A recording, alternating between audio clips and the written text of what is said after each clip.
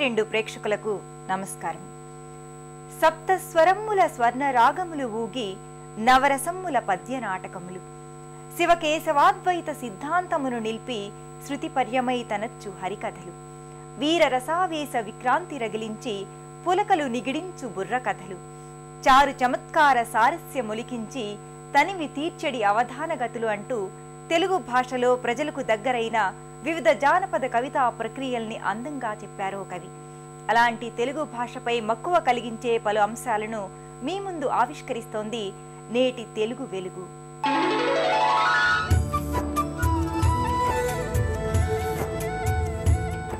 వారం వారం ప్రేక్షకుల్ని విశేషంగా ఆకట్టుకుంటున్న తెలుగు వెలుగు ప్రశ్న ఇప్పుడు మీకోసం.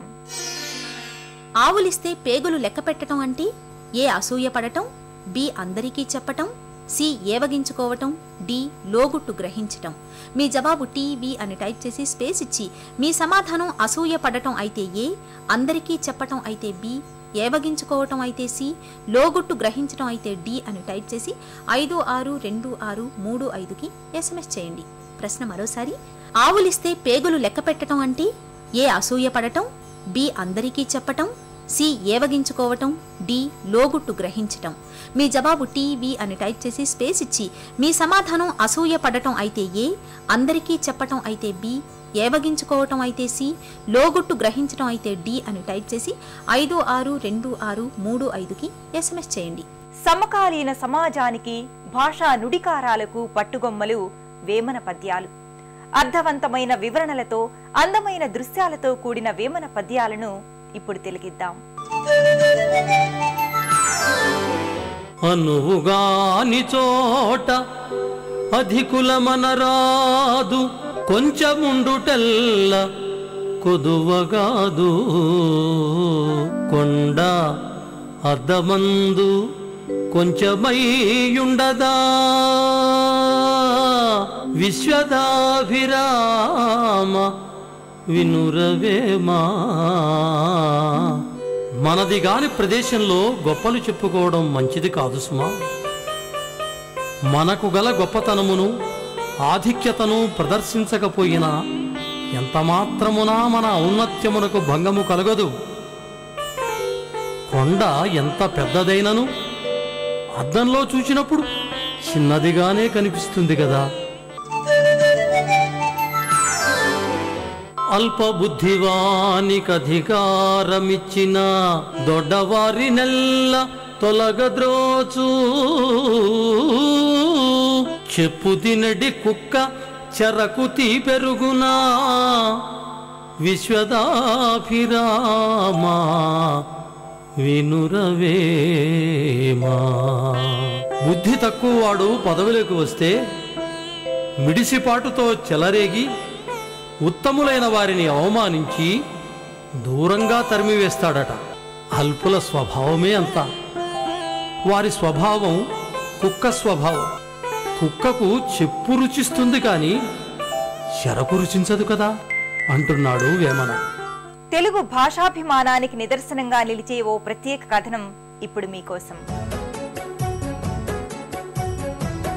సామాన్య ప్రజలకు న్యాయం వారికర్థమయ్యే భాషలో అందబోతోంది. న్యాయస్థానాల్లో తీర్పులే కాదు, వాద ప్రతివాదాలు కూడా తెలుగులోనే జరగబోతున్నాయి. ఈ దిశగా ప్రభుత్వం చర్యలు చేపట్టనుంది. ఈ నెల 10వ తేదీ హైదరాబాద్ జూబ్లీ హాల్లో అధికార భాషా సంఘం, న్యాయ విద్యా పరిషత్తుల సంయుక్త ఆధ్వర్యంలో తెలుగులో న్యాయపాలనపై సదస్సు జరిగింది. పలువురు తెలుగు ప్రముఖులు, పాత్రికేయులు, న్యాయశాస్త్రవేత్తలు విచ్చేశారు. విడివిడిగా నిర్వహించిన పలు సమావేశాల్లో న్యాయవాదులు, నిపుణులు ప్రసంగించారు. పత్రాలు కూడా సమర్పించారు. సూచనలు, సలహాలు ఇచ్చారు. ముఖ్య అతిథిగా విచ్చేసిన ముఖ్యమంత్రి తెలుగులో న్యాయపాలనకు ప్రభుత్వం సహకరిస్తోందని హామీ ఇచ్చారు. రాష్ట్ర ప్రధాన న్యాయస్థానం ప్రధాన న్యాయమూర్తి పినాకి చంద్రఘోష్ మాతృభాషలోనే భావ వ్యక్తీకరణకు ఎక్కువ అవకాశం ఉంటుందన్నారు. తెలుగులో తీర్పులిచ్చిన న్యాయ విద్యా పరిషత్తు సభ్యులు మంగారి రాజేందర్ పలు న్యాయస్థానాల్లోని తీర్పులను తెలుగులోకి అనువదించాలన్నారు. సాక్ష్యాలు నమోదు చేయడానికి సాక్షులు తెలుగులో చెప్తారు, దాంట్లో ఏమి గ్రంథాలని చెప్పరే. సాక్షులు ఎప్పుడు గ్రంథాల్లో ఏముంది, న్యాయశాస్త్రాల్లో ఏముంది అనే విషయాలు చెప్పారు. ఎవరు డబ్బు తీసుకున్నారు, ఎవరు ఇవ్వలేదు, లేకపోతే ఎవరు కొట్టారు, ఎవరు ఎందుకు ఇవ్వలేదు, తన జాగాను ఎవరు ఆక్రమించారు, ఎవరు ఆక్రమించలేదు, ఈ విషయాలు చెప్తారు. ఈ విషయాలు తెలుగులో రాయడానికి ఇబ్బంది ఏమిటి? తీర్పులు చెప్పడంలో కొన్ని ఇబ్బందులు ఎక్కడైనా ఉండడానికి అవకాశం ఉందేమో, కానీ కోర్టు కార్యకలాపాలు అన్నీ కూడాను, పోలీసుల దర్యాప్తు కార్యకలాపాలు అన్నీ కూడాను తెలుగులో రాయడానికి ఎలాంటి ఇబ్బంది లేదు. ప్రజలకి పోలీసులకి మధ్యన దూరం తగ్గాలన్నా, ప్రజలకి కోర్టుకి దూరం తగ్గాలన్నా తెలుగులోనే కార్యకలాపాలు జరగాలి.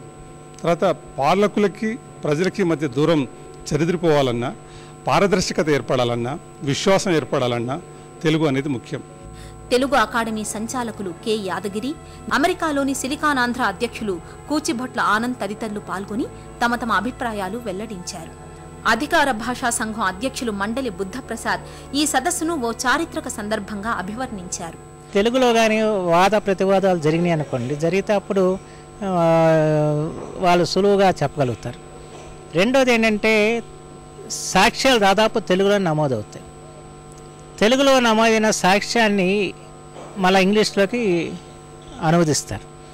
అనువదించేప్పుడు చాలా పొరపాట్లు జరుగుతూ ఉంటాయి. అంచేత తెలుగులోనే నమోదైంది అనుకోండి, వాళ్ళు ఏం చెప్పారో అదే యథాతథంగా నమోదయ్యే పరిస్థితి వస్తుంది. అలాగే తెలుగులో తీర్పులు ఇచ్చారనుకోండి, వాళ్ళందరికీ కూడా అర్థమయ్యే స్థితి వస్తుంది. అంచేత వాళ్ళ సామాన్య ప్రజానీకాన్ని మనం దృష్టిలో పెట్టుకుని న్యాయపాలన తెలుగులో రావాలన్నది మనందరూ ఆకాంక్ష. దీని దగ్గర రెండో అభిప్రాయం నాకైతే కనిపించాలి. హైకోర్టు ప్రధాన న్యాయమూర్తి నుంచి అందరూ కూడా ఈ వాదంతో ఏకీభవిస్తున్నారు. దీంట్లో పెద్దగా తీసుకోవాల్సిన నిర్ణయాలు ఉంటాయని చెప్పి నేను అనుకోను. పెద్ద ఖర్చుతో కూడుకున్న పనులు కూడా లేవు. ఒకటేంటంటే పారిభాషిక పదకోశాలు మనం తయారు చేసే వాళ్ళకి అందే ఒకటి. రెండోది కంప్యూటర్లో తెలుగు సాఫ్ట్వేర్ని, తెలుగు ఉపకరణాలని మనం అందించడం. అలాగే ఈ షార్ట్ హ్యాండ్ స్టెనోగ్రాఫర్స్, అదే తెలుగులో షార్ట్ హ్యాండ్ వచ్చిన వాళ్ళైతే జడ్జీలు తెలుగులో తీర్పులు చెప్పినప్పుడు రాయడానికి ఆస్కారం ఉంటుంది. వీటికి సంబంధించిన శిక్షణ కార్యక్రమాలు ఇవ్వటం కానివ్వండి, లేదా తర్ఫీదులు ఇవ్వటం కానివ్వండి, లేదా దానికి కావాల్సిన నిఘంటువులని తయారు చేయటం కానివ్వండి, ఇది పెద్ద కష్టమైన పనేం కాదు. అంచేత మేము దృఢ చిత్తంతో అధికార భాషా సంఘం కానివ్వండి, లేకపోతే తెలుగు అకాడమీ కానివ్వండి, లేకపోతే ప్రభుత్వం కానివ్వండి, వీటినన్నింటినీ కూడా దృష్టి సారించి ఇవన్నీ కూడా మేము అతి త్వరలోనే అందజేసే కార్యక్రమం కూడా చేస్తామని చెప్పి మాత్రం నేను చెప్పగలను. 1874 నుంచి తెలుగులో వచ్చిన తీర్పులను ఇక్కడ ప్రత్యేకంగా ప్రదర్శించారు.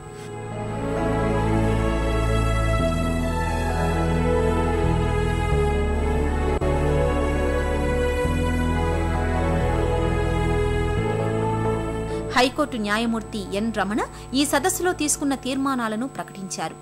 ప్రజలకు చేరుబాటులో న్యాయ వ్యవస్థ ఉండాలి అనేటటువంటి ముఖ్య ఉద్దేశంతో ఈ కార్యక్రమం చేపట్టడం జరిగింది. అయితే దీనికి కొన్ని ప్రతిబంధకాలు ఉన్నాయి. అవి ఏంటంటే తెలుగు భాషకు నిఘంటువులు కావాలా, శాసనాలని తెలుగులోకి అనువదించాలా, దైనందిక కార్యకలాపాలను నియంత్రించేటటువంటి నిబంధనావళి అంతా కూడా తెలుగు భాషలోకి అనువదించాలా. ఆ రకమైనటువంటి గ్రంథాలను కనుక మరి తెలుగులోకి అనువదిస్తే మా పని సులువు అవుతుంది. అంతేకాకుండా ఈ ఆధునిక శాస్త్ర సాంకేతిక పరిజ్ఞానాన్ని ఉపయోగించుకొని తెలుగు భాషలో తీర్పుని ఇవ్వటానికి మరి వేగవంతంగా తీర్పుని అందజేసేటటువంటి ప్రక్రియని చేపట్టాలి. చివరగా అమల్లో ఉన్న చట్టాలను, విధాన సంపుటాలను ప్రామాణిక తెలుగులోకి అనువదించి అమల్లోకి తేవడానికి రాష్ట్ర హైకోర్టు న్యాయవాది అధ్యక్షతన ప్రత్యేక కమిటీ ఏర్పాటు చేయాలని ఈ సదస్సు తీర్మానించింది.